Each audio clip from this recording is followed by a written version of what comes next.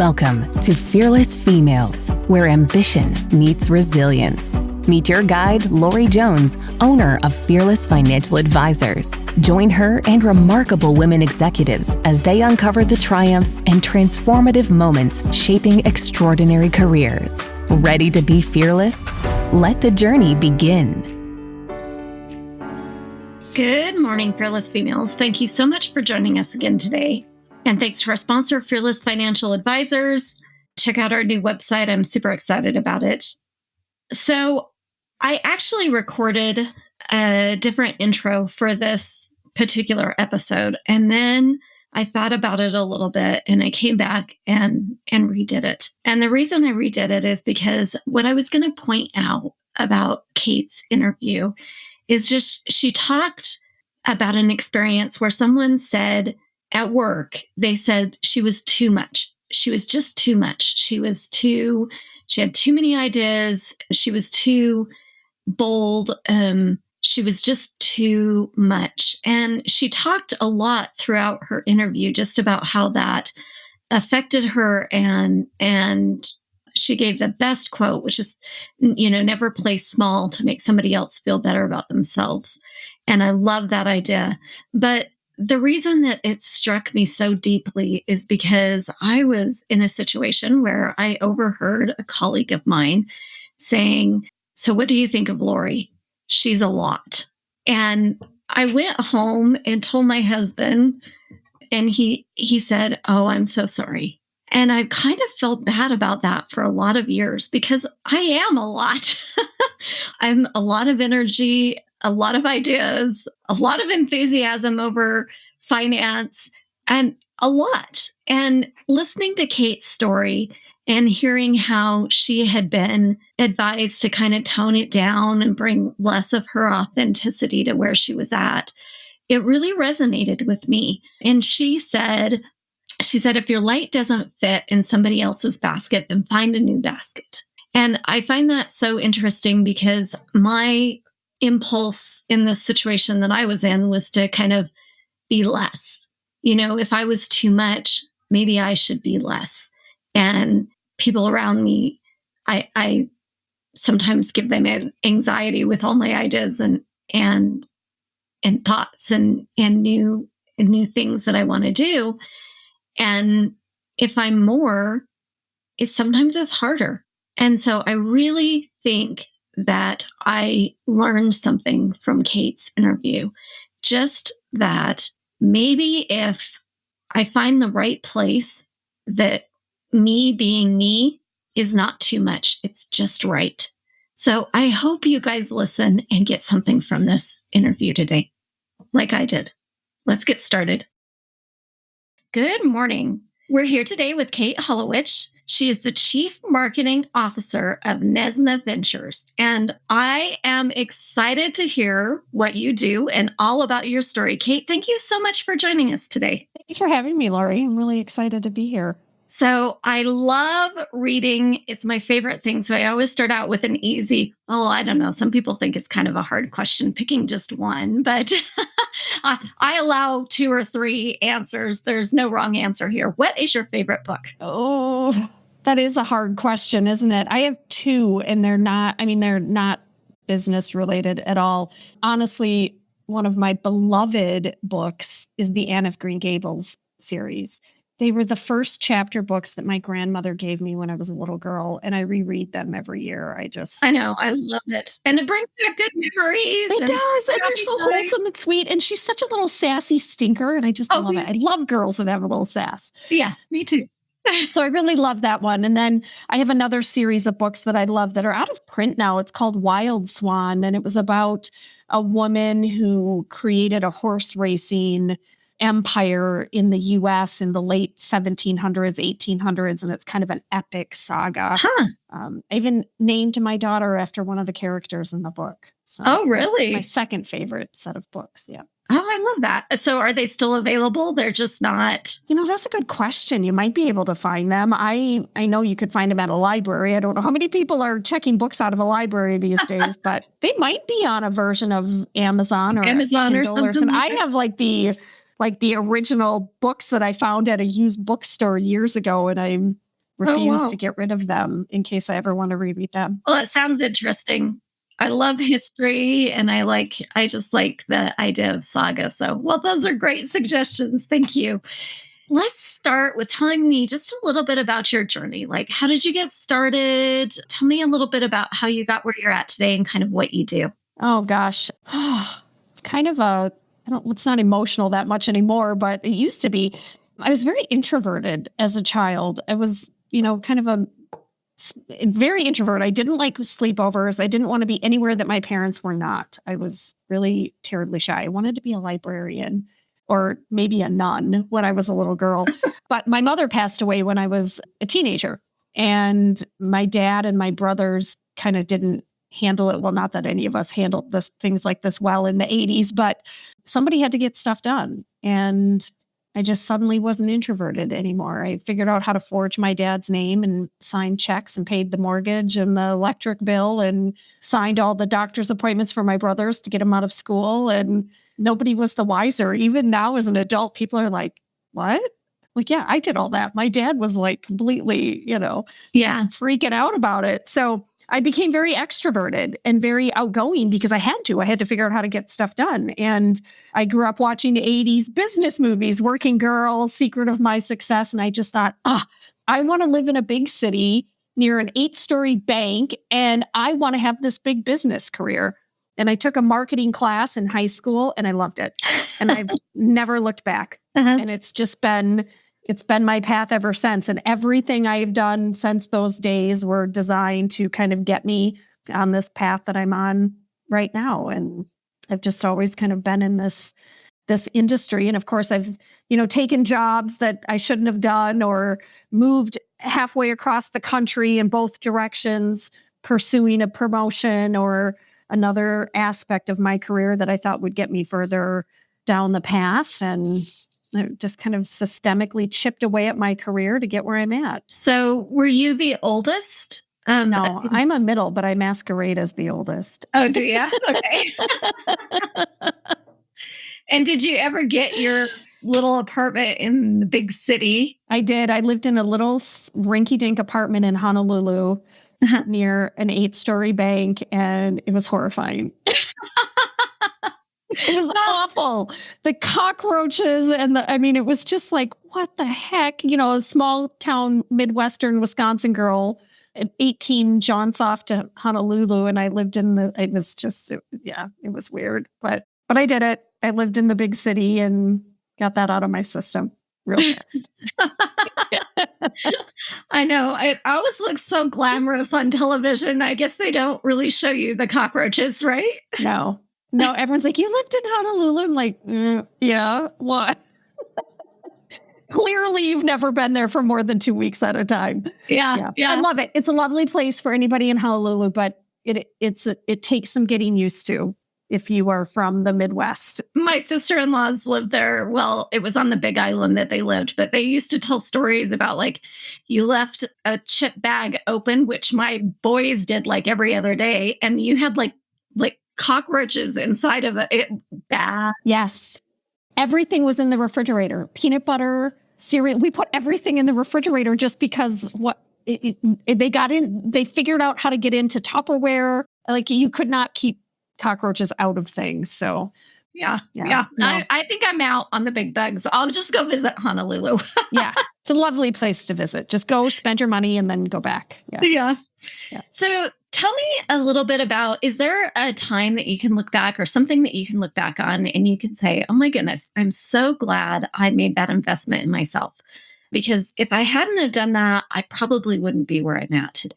Honestly, I was packing up and moving to Honolulu. I mean, I was 18 and 19, I guess. I did 1 year of college in the Midwest, but the boy I was in love with at the time was living there. And so I decided, I can go to school anywhere. So I packed up and off I went. And of course, my dad was like, are you nuts? But, whatever. And like I mentioned, it was horrifying and it was magical all at the same time. And I hated every minute of it. Mm-hmm. But in hindsight, now looking back, I can say that it was pivotal for me. And this was in the 90s before internets and cell phones. So I could only call home at midnight and I couldn't just reach out when I needed something. I knew nobody. There was no social media to be connected to anybody. I had to figure it out. I had to get to know people. I had to find a job. I had to get myself registered for school. I had to figure out how to live. The cost of living difference existed back then. That little apartment I'm joking about was in the 90s, $900 a month.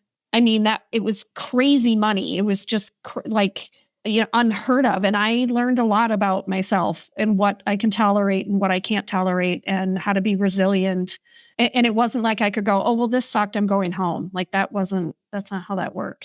So I made the decision and I had to kind of make it work. So I learned a lot in those years. It was pivotal. So did you graduate from school there in Hawaii? And just as I'll date myself, I was going to college in the 90s as well. And my rent was about $300 a month. So yeah. On a college student, non-income. I mean, it was, and it was just crazy town. I mean, I look back at it now and I'm like, what the hell was I thinking? But that kind of the power of being young and you just you don't see obstacles or hurdles, and you really do think you can take on the world and conquer anything. Because if I had to do it now with the wisdom I have now, I would do the same thing my dad did and be like, what? No, are you, this is the worst mistake you could be making.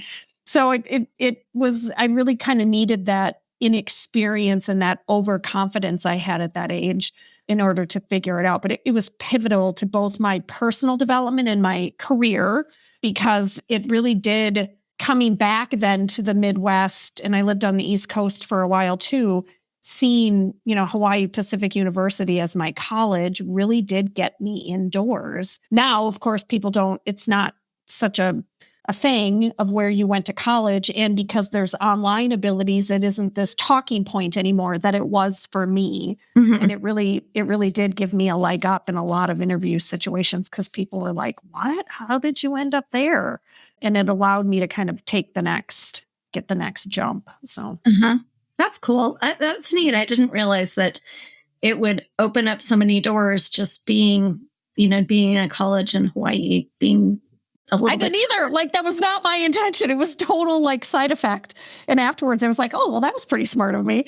But in the moment, I had no idea that it was going to create some opportunities for me that I wouldn't have had otherwise. And just the act of learning how to get things accomplished, the grit to kind of stay and do it. That's the kind of investment that you needed to make it through some of those later hurdles. Yes. And honestly, and I dislike talking about a part of it just because I don't want to offend anybody, and it's not my intent. But again, small town, Midwestern, white Catholic girl, it was also my first experience with discrimination and being treated differently because of certain situations. There was definitely some culture shock to being there. And all of a sudden, I didn't have the privilege there that I had in my hometown and in the situations that I grew up in.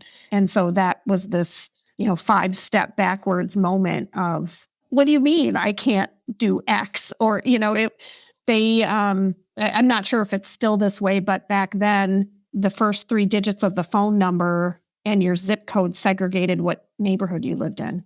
So now, if you look at somebody's phone number, you don't necessarily have any idea what neighborhood in the city they live in. But in Honolulu in the 90s, you could tell even without the address. And to apply for a job, you had to put your phone number because email wasn't a thing. So they had my phone number, and cell phones didn't exist. So it was my home phone number. So it wasn't that ability to kind of, I don't want to say hide, but you know what I mean? Mm-hmm. That didn't exist in the 90s. And every employer knew where I lived based on those 3 digits in that phone number. And it was an ability to discriminate by not wanting certain folks in certain roles based on a assumption about the neighborhood they were living in. And it was super frustrating. It was really frustrating. Yeah. When you have your first experience with some sort of discrimination or being pigeonholed or placed kind of somewhere that it's harder to move and get out of, it really is kind of eye-opening. I can see that. What about, did you ever get some really bad advice? What is the worst advice someone gave you? And did you take the advice or did you ignore the advice? Maybe it was your dad saying, "Are you crazy?" Well, that's one. Yeah. Oh my gosh. I've had so much bad advice. Always with the best of intentions. Let's Right. just assume everyone has good intentions. I had a boss that used to tell me I was too much. It was just a constant conversation between us of you are too much. You have to tone it down.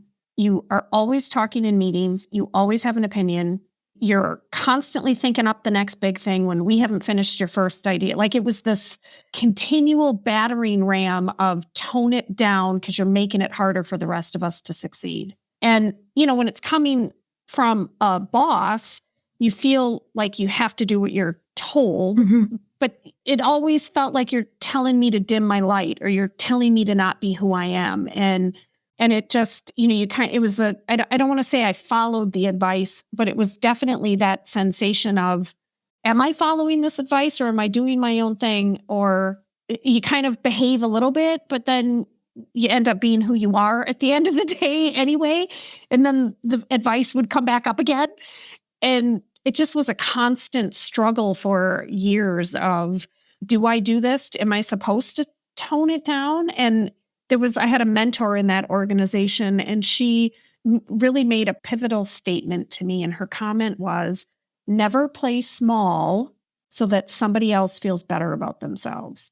And it was that light bulb moment of that advice was not coming from a place of making me better. It was coming from a place of making them feel better about themselves. Mhm. And I instantly stopped. And I actually left that job within 6 months Uh-huh. of that advice. It was like, as soon as I realized I am who I am and I don't have to play small so that person feels better, I'm out. Yeah. And I never looked back. It's interesting when you put a lot of stock in the words of someone who has power, so to speak, over you or influence over your career or your personal life or whatever the thing is, and how you really struggle with, is that intended to benefit me? Is that, how do I take this? What do I do with it? Is it worthwhile advice? Or is it really about them trying to benefit themselves or further their own agenda for whatever reason? That mentor was really wise then with what she said, because because you do kind of get a message sometimes, especially from those in authority, which is kind of sit down and be quiet, don't make waves, don't try.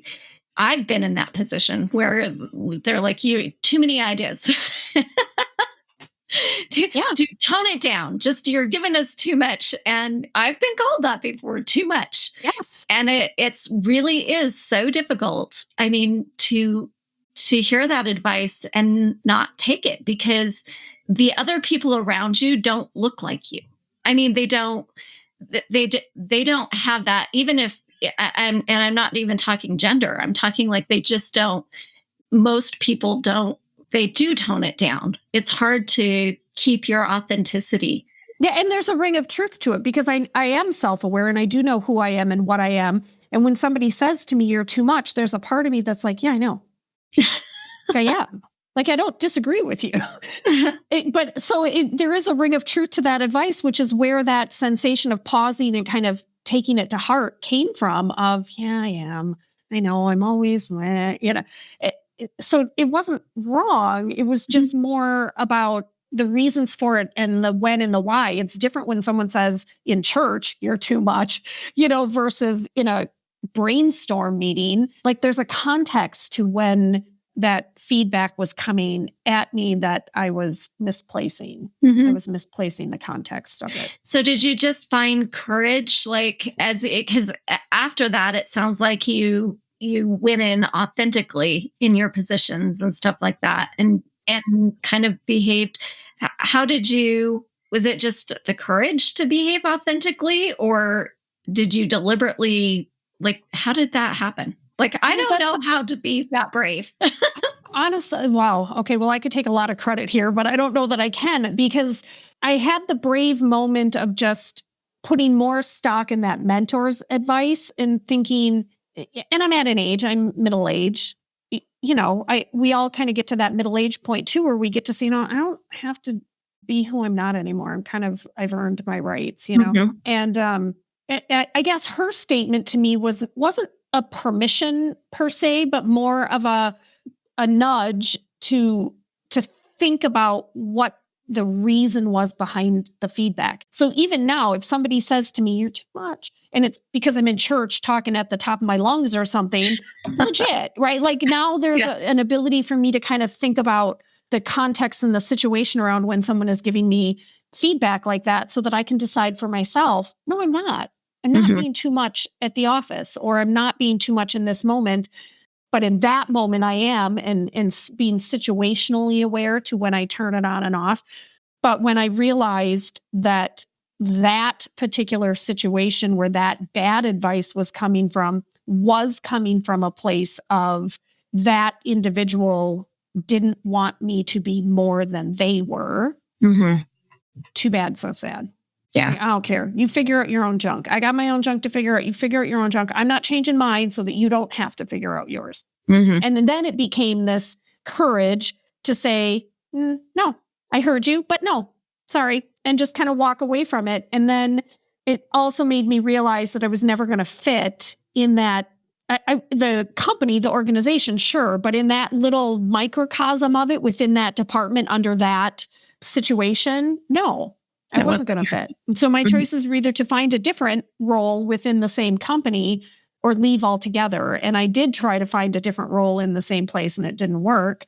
And so I decided I need a new adventure. It's time for me to sail my ship someplace else. And I happened to have just landed in a place where that's exactly what they hired me for. They hired me because I'm too much. And that's what they needed. They needed a burst of that. And they've let me spread my wings and do all the things. And I think if I had to list like the 10 greatest moments of my career, maybe 6 to 7 of them have been in the new situation.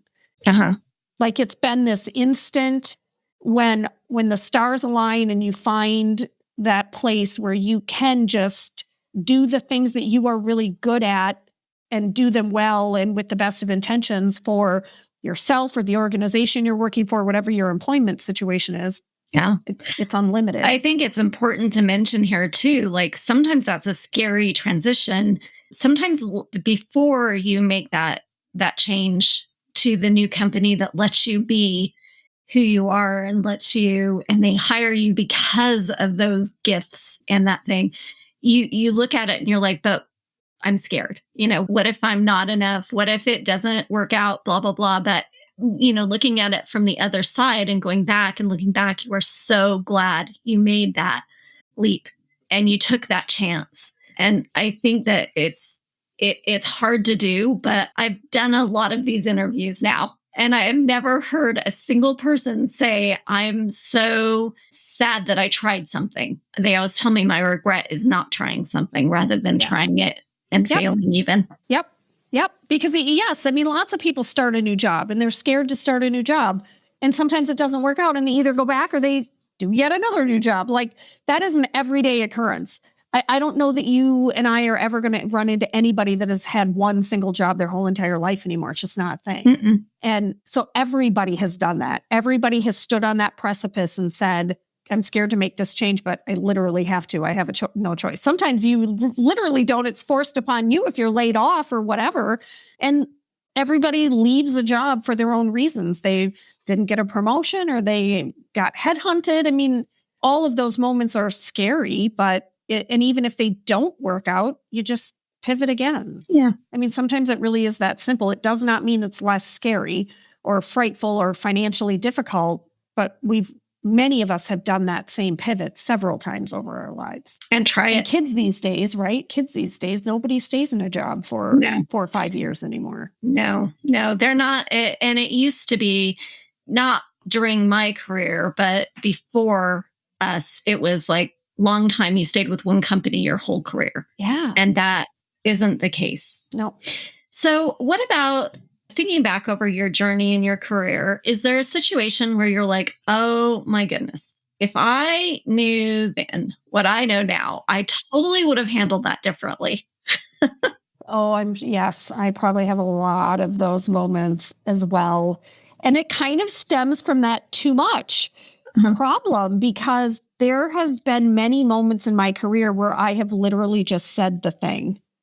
And I think every company I've ever worked for, I am that person. Everybody that has a beef or a problem or a thing, they all sit around and wait because they know if they wait long enough, Cate will say it. And it's been a joke everywhere I've been of like, well, we don't have to speak up because if we wait long enough, you'll do it.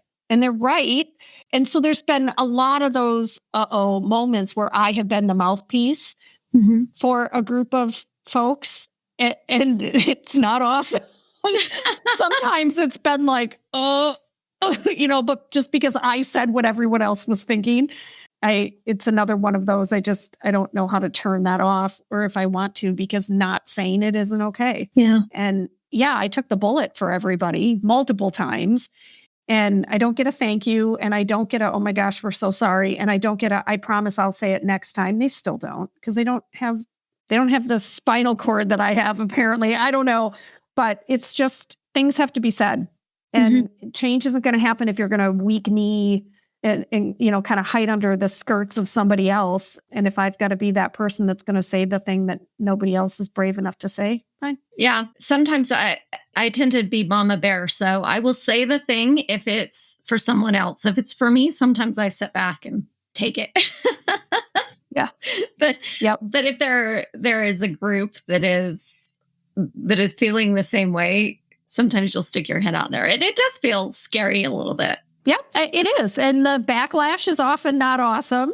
And then there's a little more scared because sometimes there's days between the backlash or, like I'm just going to hide in my office and hope that, it's not awesome sometimes to be the fearless one all the time, but I can sleep at night.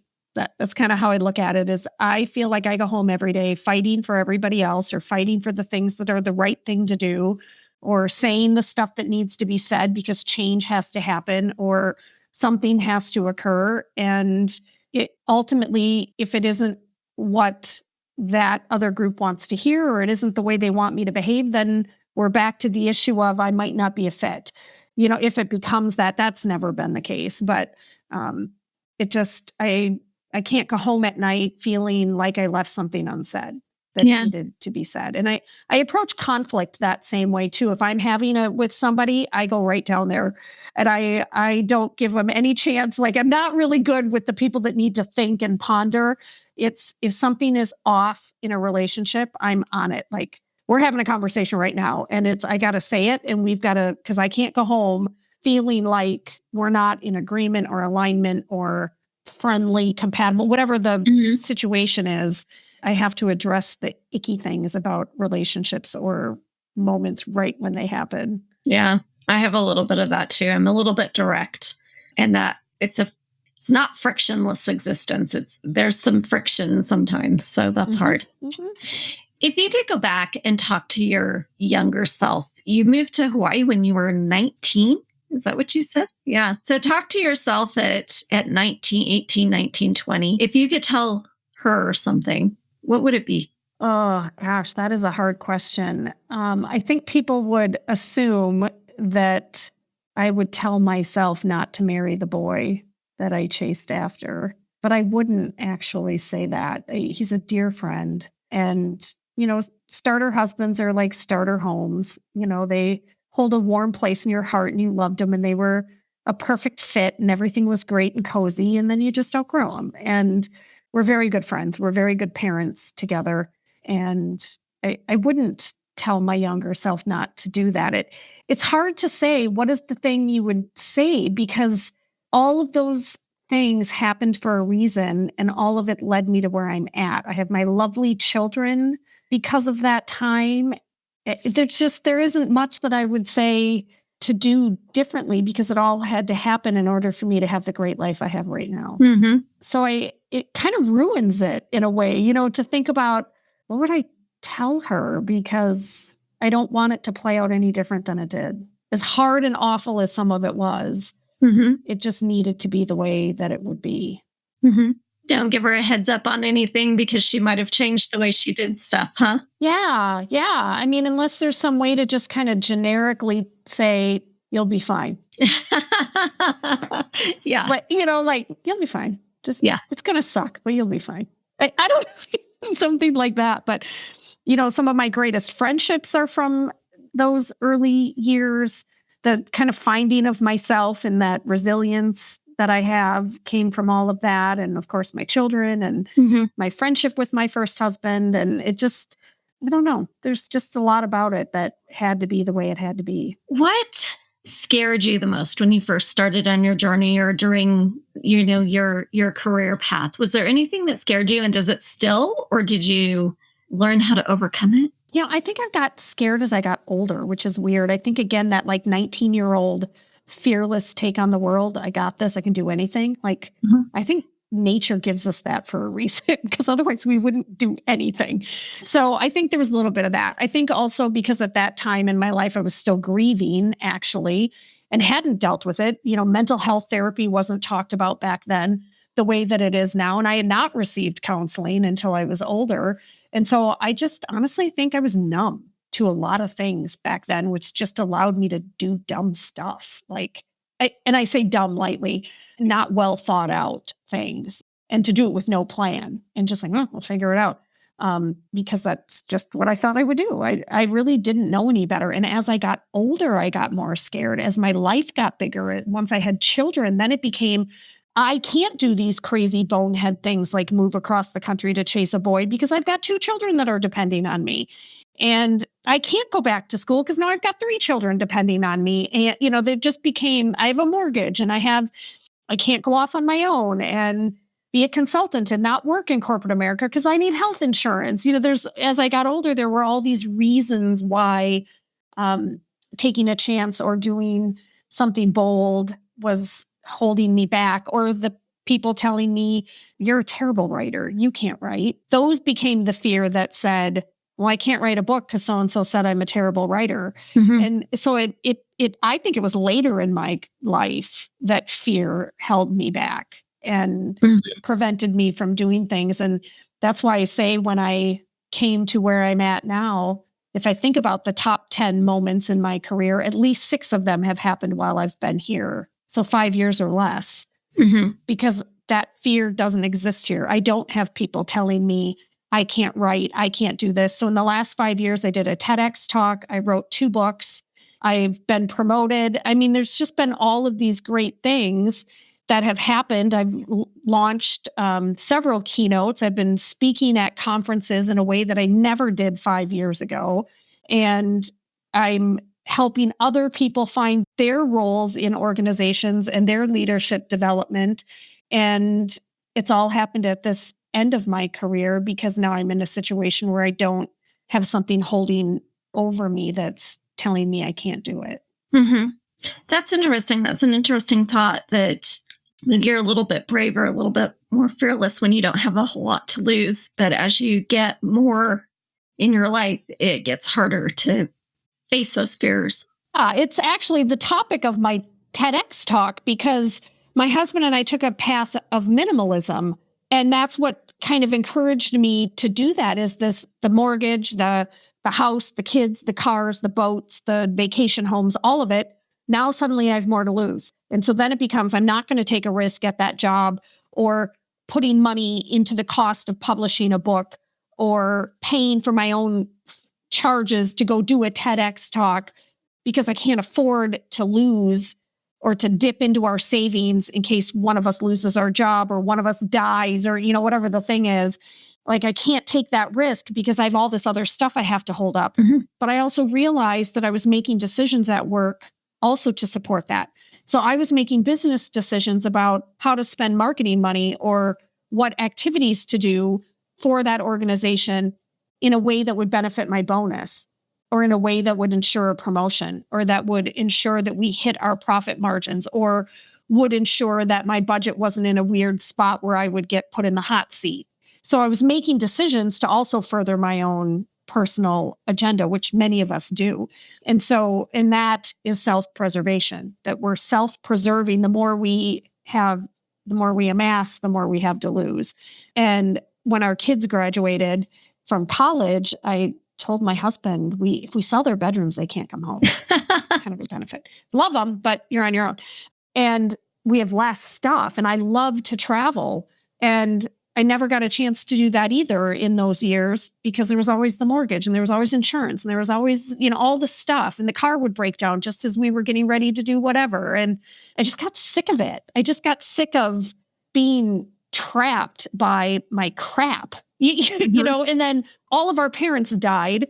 My mother had died when I was younger, but our parents all kind of passed within 6 or 7 years of each other after that. And so then it was just this, legacy cleaning and rice cookers and bread makers and photography, like just all the stuff. And then it all kind of ended up, and now we have even more stuff. And then we had to have a storage unit. I mean, it just suddenly became, we're living to take care of all this crap that nobody cares about. And our kids are going to throw it away when we die anyway, because they don't know what it is. And they don't care. So we just downloaded. We went from almost 5,000 square feet to 900. Mm-hmm.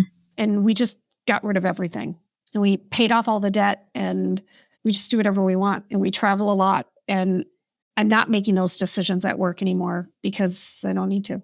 I don't need to make a decision at work that furthers my own agenda or ensures that I'm going to get a bonus.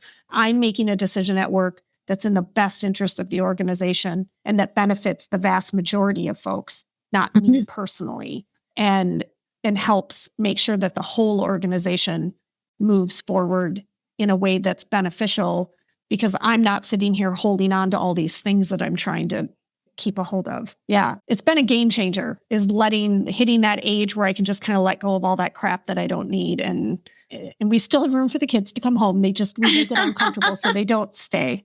So they stay a few days and they're like, we're going home. Like, okay, great. Love you. Bye. See you in a couple of weeks. Yeah. Enjoy it. Yeah, I know. Yep. I just built downstairs room for one of my kids who's here until he graduates from college. So I dream of the day that they're all going to be fully supporting themselves and out and ready to take on the world. So, and then yes, and we want to be their safe haven when something does go wrong. Right. And they have all flocked back to us at various points, but we also ensure that we are going to give you a leg up and we're going to help, but you got to do this on your own. Yeah. Sometimes that means I will give you my old beater car and I'll go get another one because I can afford a car payment. Then you don't have to have one. But it's never these kind of move home and mooch off us and never move yourself further ahead. We've really navigated that balance of, you guys have got to find your own way, but we're not going to let you fail. Yeah. Yeah. That's the hardest part of parenting, in my opinion. It's just giving them the freedom to do what they need to do and the courage and the skills and the leg up without giving them too much. That's hard. It's just hard. Right. Right. I don't want them to have the experience I had in my teenage years and in my 20s and my college life, but I kind of do, because where are they getting that resilience? Where are they learning to take care of themselves? Where are they learning to figure it out if everything we do is handed to them? Yeah. And we don't want that either. So there's a little bit of, I know you're suffering and I'm not going to help you out. You know what I mean? Yeah. It's a hard, as a parent, it's hard to kind of stand back and let that happen. Yeah. But also knowing that, sometimes it has to, because that's where they're going to pull up that same grit and resilience that we have, that we want them to be able to function with later too. Yeah. So, Cate, did you find any unique challenges through your career path because you were a woman? Well, yes, because that whole issue of you're too much, it's like nobody says that to men.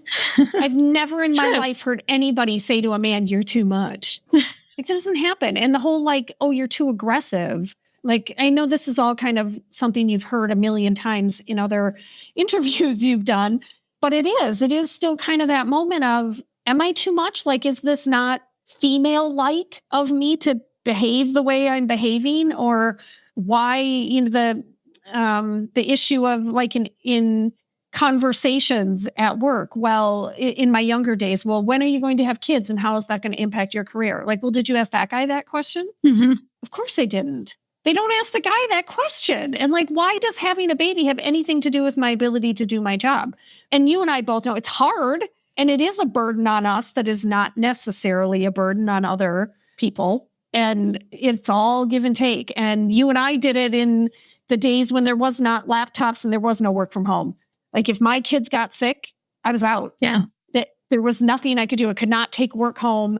There was I mean, it was just, I don't even know. I look back on it now in a blur and think, how the heck did I navigate 2 kids as a single mother in the late 90s when there wasn't this flexibility and functionality that we have now? And wow. Yeah. But yeah, I think those were probably the most significant outward facing challenges, is navigating my ambition and my desire for a big career with my desire to be a kick-ass mom. Hard. Really, really hard. Internally, same struggle. Internally, my struggle was, all right, what am I choosing today? I mean, you and I probably have sent our kids to school with tummy aches. Like, you know what? Yeah. Just go and see how long you can make it. If you start puking, I'll come pick you up. If you throw up. Yeah. Can you at least make it till lunch? I don't even know how many times. I'm like all red in the face, even thinking about how many times I sent my poor child off to school sick because I had a meeting that I couldn't get out of. But I know my big mom secret is that my older kids were a little bit older by the time I went to work. So if I had a daughter that was sick, I would make one of the older kids stay home with her because I couldn't. And so they took turns. They probably missed more school during those years. Yeah. Oh my gosh. Yeah. Oh, the things we've done, right? Don't you look back on this now and you're like, what the heck was I thinking? But you just it's just this opportunity cost of, we're making those choices literally every darn day. Yeah. And every minute of the day. And you just kind of play one end against the other and hope that it all evens out over their lifetime. So, and now looking at it, like as we get into positions that are more higher up in companies or, entrepreneurial or stuff like that, like trying to look back and make their jobs, these women that are coming up and having kids and dealing with daycare and dealing with that sort of thing. Like, we know how we wanted it to be. Are there ways we can change our work environment so that they can have an easier road? Because I would hate for them to have to choose which kid to keep out of school. Yeah. And it's a reality for me. My number 2 is coming back from maternity leave next week or the week after. And she gave birth in August, and she was really stressed out about coming back and taking 3 months. And I said, you can take as long as you want. I mean, I am going to hold the job for you because you're awesome. The job is not at risk. It doesn't mean you get paid for it. But if the health insurance isn't the issue and all the things being equal, if you want to take 6 months, take 6 months. Like what? Yeah. And some people around here were like, what? You can't do that. I'm like, yes, I can. What do you mean I can't do it?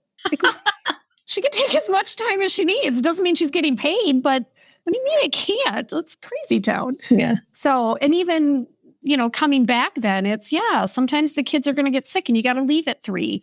But we also have plenty of work to do that could be done. So check your emails at 10 o'clock at night, or do this thing on a Saturday morning, or like, it's all going to get done. And whether that's happening while she's sitting at a desk or leaving at 3 o'clock to deal with those things and then doing it on a Saturday morning or something.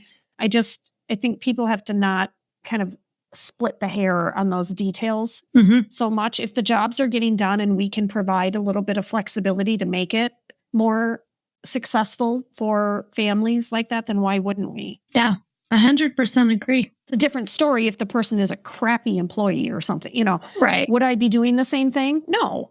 And would I trust them with the flexibility of doing it at different days or nights if they were not a rock star employee? No. But that's part of the benefit of being a rock star employee, is you do get some of that grace when the chips are down. Yeah, exactly. So, Cate, what is the thing you're most proud of?